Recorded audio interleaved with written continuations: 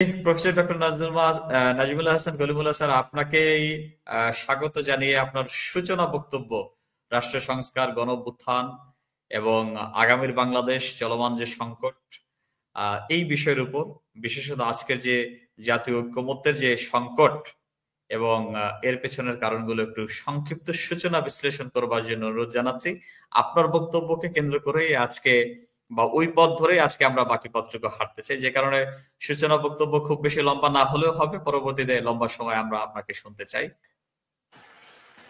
ধন্যবাদ আমাদের সবার প্রিয় চাষী মহোদয়।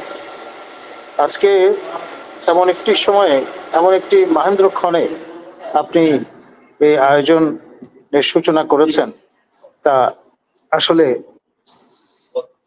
যথেষ্ট সময় উপযোগী একটি পদক্ষেপ। আপনার সর্বশেষ শারীরিক উপস্থিতিতে আমাদের জাতীয় প্রেস ক্লাবে আপনারই যুক্ত ফোরামের উদ্যোগে আমন্ত্রিত হয়ে গিয়েছিলাম, এবং সেখানে আপনি যে আহ্বান জানিয়েছিলেন, সেই সময় আপনার আহ্বানে যদি সবাই সাড়া দিতেন, তাহলে আজকে বর্তমানে যেই পরিস্থিতি বিরাজমান, এই জায়গায় এসে আমাদের দাঁড়াতে হতো না। আমার প্রিয় ছাত্র আবু সাইদ, যাকে আমি ভর্তি করেছিলাম, আমি যখন চতুর্থ উপাচার্য হিসেবে দায়িত্ব পালন করছিলাম বেগম রোকেয়া বিশ্ববিদ্যালয়, তার যে বুকের তাজা রক্ত ঝরে গেল, সেই থেকে শুরু। তারপর জানেন যে যাদের কাছে অবিশ্বাস্য মনে হয়েছিল, সেই হাসিনা সরকারের পতন হয়ে দাঁড়িয়েছিল অনিবার্য।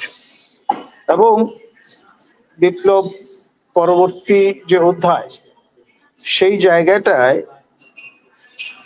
যদি আমরা শুরু করি 5 আগস্ট থেকে শুরু করে আজকে জানুয়ারির শেষ দিন, এই লম্বা সময়ের পরিক্রমায়, আর যাই হোক, আমরা স্থিতিশীল একটি রাষ্ট্র ব্যবস্থা উপহার দিতে সক্ষম হয়েছি, এইটা বুকে হাত দিয়ে আমরা কিন্তু বলতে পারবো। চরম বিশৃঙ্খলা, দ্রব্যমূল্যের পশাঘাত সবাইকে কিন্তু স্পর্শ করছে, জর্জরিত করছে, এবং আমাদের প্রত্যাশার মর্মমূলে কুঠারাঘাত হচ্ছে। এবং ঝেড়ে সেই কথাগুলো কিন্তু বলতে পারতে হবে। হাসিনা আমলের এই স্থাবকতার সংস্কৃতি উপড়ে ফেলতে হবে। যাহাই তাহাই বস্তুনিষ্ঠতার সঙ্গে যা কিছু বাস্তব, তা কিন্তু তুলে ধরতে পারতে হবে। আপনার সেলফ কনগ্রেচুলেটরি একটা মোডে যদি আমরা থাকি, তাহলে আর যাই হোক, শহীদের রক্তের সঙ্গে যথাযথ সম্মান প্রদর্শন করা হবে বলে আমি মনে করি। সেই জন্যে আপনার এনাফ ইজ এনাফ, যথেষ্ট হয়েছে। এখনই সময় আপনার আহ্বানে সাড়া দিয়ে সবাইকে সোচ্চার হওয়া দরকার, এবং আপনার জাতীয় বিপ্লবী সরকার প্রতিষ্ঠা করাটা সময়ের দাবি।